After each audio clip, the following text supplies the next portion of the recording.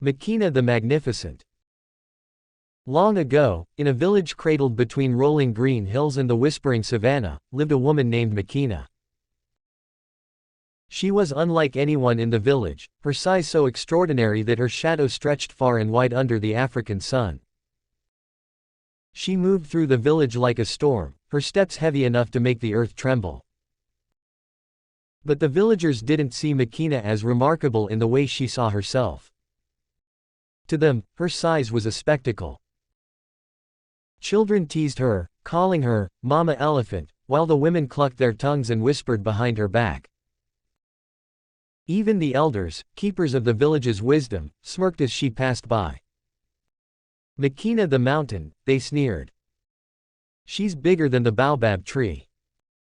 Makena heard their words but carried herself with grace. She wore vibrant wraps of chitinge cloth, her head held high, and her spirit undeterred. Beneath the weight of the stares and the sting of laughter, Makena harbored a strength that none could see. The year of hunger. One year, the skies betrayed the village. The rains did not come, and the earth turned dry and cracked.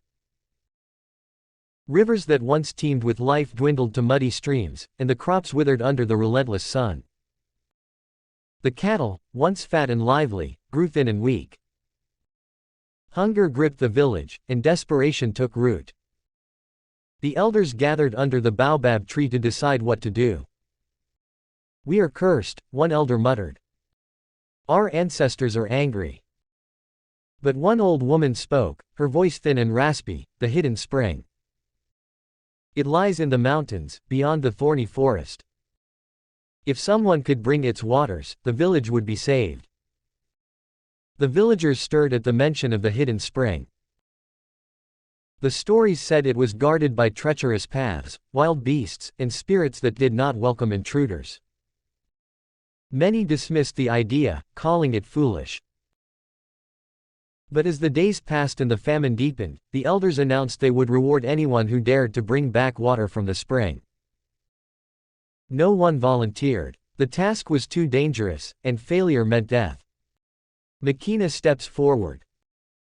One evening, as the sun set in a blaze of orange and gold, Makena stood before the elders. The villagers gathered, curious.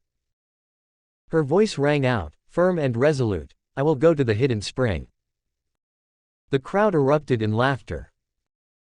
"You!" shouted one man. "Makena the mountain, climbing mountains. You'll crush the path beneath your weight." Others jeered, "She'll scare the spirits away with her size." Makena's face remained calm. She stepped closer to the elders, her eyes steady. "Mock me if you must, but I am strong.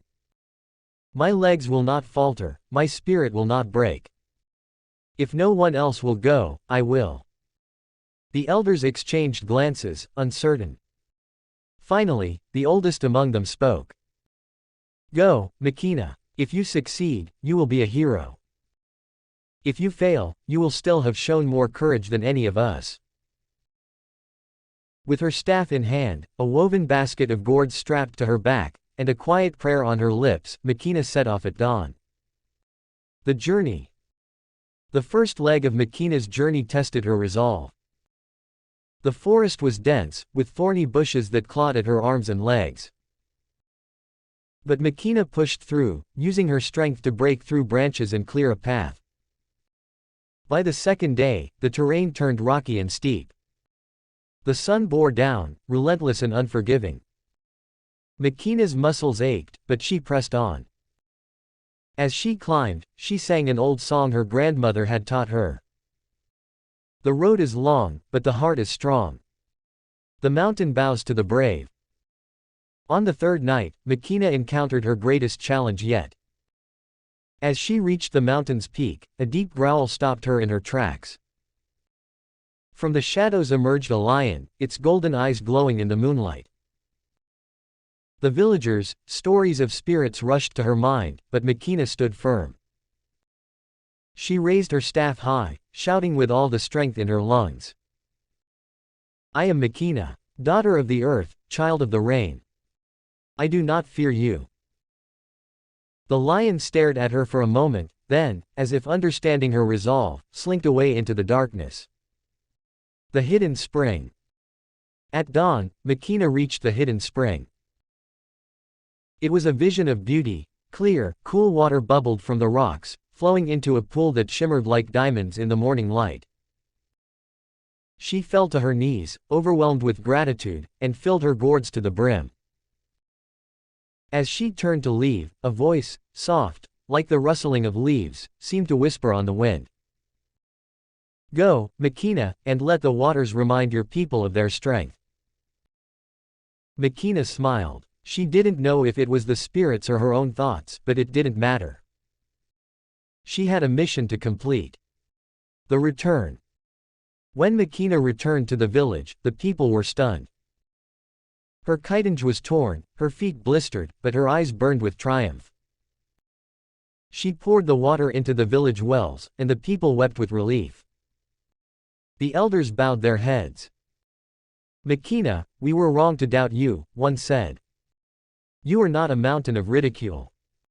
You are a mountain of strength. From this day, you will be Makena the Magnificent." The villagers, once quick to mock, now celebrated her. The children sang songs in her honor, and the women wove a new chitinge for her, its colors as bright as the sunrise.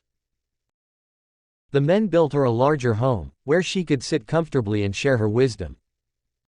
A legacy remembered. Makena's story spread far beyond the village. Travelers told tales of the woman who had braved lions and mountains to save her people. Her name became a symbol of strength and perseverance. Even long after she passed, the villagers would gather at the well and pour libations, thanking Makena for her courage. And in the hearts of her people, she lived on, proof that true greatness lies not in how others see you, but in the bravery and love that define your soul.